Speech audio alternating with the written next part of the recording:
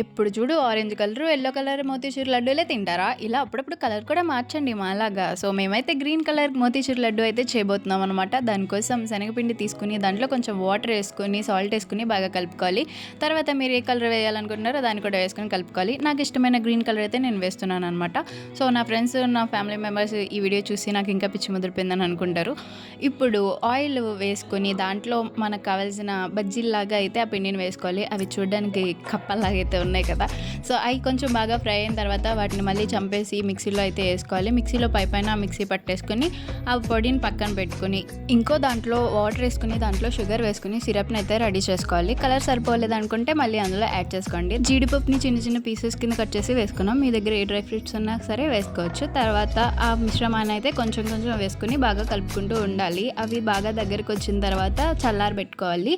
అందులో కొంచెం నెయ్యి కూడా మీకు కావాలంటే వేసుకోండి. తర్వాత వాటిని తీసి ఉండల్లాగా రెడీ చేసుకుంటే ఇంకా మనకి ఎంతో ఇష్టమైన మోతీచూర్ లడ్డు అయితే గ్రీన్ కలర్లో రెడీ అనమాట. సో అందరూ తిని టేస్ట్ అయితే చాలా బాగుందని చెప్పారు. మనం చేస్తే టేస్ట్ బాగుండాల్సిందే.